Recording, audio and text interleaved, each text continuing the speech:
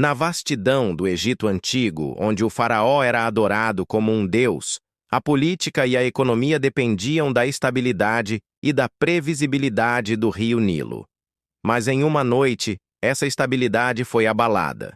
O governante da nação mais poderosa da terra acordou de um pesadelo que não conseguia decifrar. Uma sequência assustadora de vacas magras e gordas, travando uma batalha macabra em sua mente. Este sonho misterioso, registrado em Gênesis 41, não era apenas um enigma. Era um ultimato profético que, se ignorado, teria levado à ruína do Egito e à extinção da nascente nação de Israel. O destino de todo o mundo antigo estava em jogo. Hoje, no Fatos da Escrita, vamos desvendar este enigma. Vamos analisar por que o sonho era tão aterrorizante para a mentalidade egípcia, como a sua interpretação por José, o prisioneiro hebreu, não apenas o tirou da masmorra, mas o elevou ao posto de vizir do império. E, crucialmente, como a sua estratégia econômica se tornou o veículo de Deus para salvar a descendência de Abraão, mudando para sempre a história da fé. 1. O palco da crise, sonhos e segurança nacional. Gênesis 41, 1-8. No Egito, os sonhos do faraó não eram meras divagações noturnas. Eram considerados oráculos divinos que detinham a chave para a segurança e a prosperidade da nação. Um sonho perturbador do faraó era, por definição, uma crise de segurança nacional. O enigma das vacas. O primeiro sonho era uma afronta direta à fonte de vida do Egito, o rio Nilo. O faraó viu 7 vacas formosas à vista e gordas que subiam do rio, pastando nos juncos. Elas representavam a fertilidade e a abundância trazida pelas inundações anuais do Nilo. Em seguida, subiram 7 vacas feias à vista e magras que se puseram ao lado das gordas. O clímax aterrorizante foi o ato de canibalismo. As vacas feias e magras devoraram as 7 vacas formosas e gordas. O faraó acordou, adormeceu e sonhou de novo. O enigma das espigas. O segundo sonho reforçou a primeira imagem com a agricultura. Ele viu 7 espigas cheias e boas, subindo em uma só cana, seguidas por 7 espigas miúdas e queimadas pelo vento oriental, que devoravam as cheias. O medo do faraó não era a morte, mas a consumação sem saciedade. As vacas magras e as espigas miúdas devoraram a abundância, mas não ficaram melhores, o que simbolizava uma tragédia sem fim. A falha dos sábios egípcios. O faraó convocou os magos e os sábios do Egito. A falha deles em interpretar o sonho é um fato crucial para a teologia bíblica. O sistema religioso e intelectual egípcio era incapaz de acessar a verdadeira revelação de Deus. Suas divindades eram impotentes diante da mensagem do Deus de Israel. 2. A chegada inesperada e a confissão de fé. Gênesis 41, 9-16. O tempo de Deus é perfeito. Exatamente no auge da crise egípcia, o mordomo-chefe, que havia sido libertado da prisão 2 anos antes, finalmente se lembrou de José. A transição e o voto de silêncio. José é chamado apressadamente da masmorra. O texto detalha que ele foi rapado e mudou de vestes, um protocolo essencial para aparecer perante o faraó, que não aceitava impureza. Faraó, desesperado, expõe a lenda. Tenho ouvido dizer de ti que quando ouves um sonho, o interpretas. Vêtroba 15. A resposta de José é o seu momento de maior fé e autoridade, estabelecendo a fonte de todo o seu poder. Não está em mim, Deus dará resposta de paz a Faraó. 16.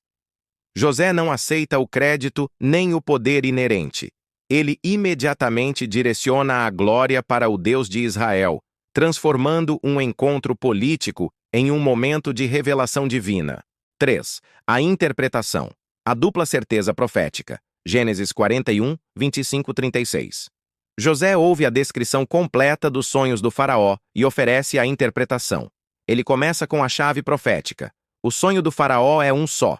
O que Deus há de fazer, notificou-o a faraó. Basta 25. O fato de haver dois sonhos diferentes, mas com o mesmo significado, é a confirmação de que a palavra de Deus é certa e iminente. Hakon, em hebraico, não deixando margem para dúvidas ou atrasos. A decodificação divina. As 7 vacas gordas e as 7 espigas boas representam 7 anos de grande fartura em toda a terra do Egito. As 7 vacas magras e as 7 espigas miúdas representam 7 anos de fome extrema, que virão depois dos 7 anos de fartura. A fome seria tão severa que a prosperidade anterior seria totalmente esquecida, consumida pela escassez. A terra do Egito, sinônimo de abundância, seria completamente devastada. 4. A estratégia econômica e administrativa. Gênesis 41, 33, 36. José não para na profecia, ele imediatamente se torna um consultor de estratégia governamental. Este é o ponto que eleva o milagre de José de uma revelação pessoal a um plano de salvação nacional. Ele demonstra que a sabedoria de Deus é sempre prática, logística e eficaz. O plano mestre em 2 partes. O plano de José é um modelo de administração de crise. Nomear um homem prudente e sábio, um governador, oficial, sobre a terra, que teria autoridade total para executar o plano. O imposto de reserva. Arrecadar a 5ª parte, 20%, de toda a colheita dos 7 anos de fartura. O grão deveria ser armazenado em celeiros nas próprias cidades onde foi colhido, garantindo a logística e o controle. Análise da estratégia. O armazenamento de 20% é um gênio administrativo. É uma porcentagem alta o suficiente para construir uma reserva gigantesca, mas não tão alta a ponto de desmotivar os agricultores ou causar rebelião. O plano garantia que o Egito teria o suficiente para sobreviver aos 7 anos de fome e ainda se tornaria o único fornecedor de alimentos para todo o mundo antigo. 5. A consequência histórica. Exaltação e o resgate de Israel. Gênesis 41, 37 e 57. O faraó e seus servos ficaram imediatamente convencidos. Eles reconheceram que a sabedoria de José não era humana. O reconhecimento da autoridade divina. O faraó declara: acharíamos porventura homem como este em quem haja o Espírito de Deus. Vota 38. O faraó, o próprio Deus do Egito, reconheceu que o Deus de José estava nele. Em um único dia, a vida de José é totalmente transformada.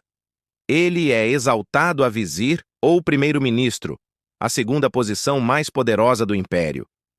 Recebe os símbolos de autoridade, o anel do faraó, o selo real, vestes de linho fino, um colar de ouro e o carro de guerra, o segundo mais importante do reino.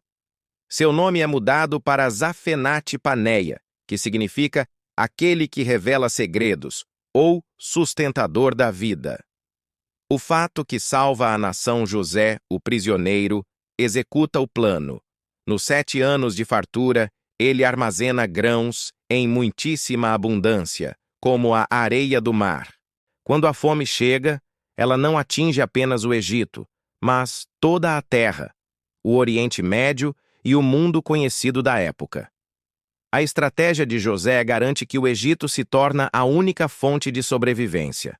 A crise mundial e a fartura do Egito forçam os irmãos de José a virem comprar alimento, cumprindo as profecias dos sonhos de sua juventude e, mais importante, cumprindo o propósito de Deus de levar o povo de Israel para o Egito para protegê-lo, fazê-lo crescer e, finalmente, transformá-lo em uma nação.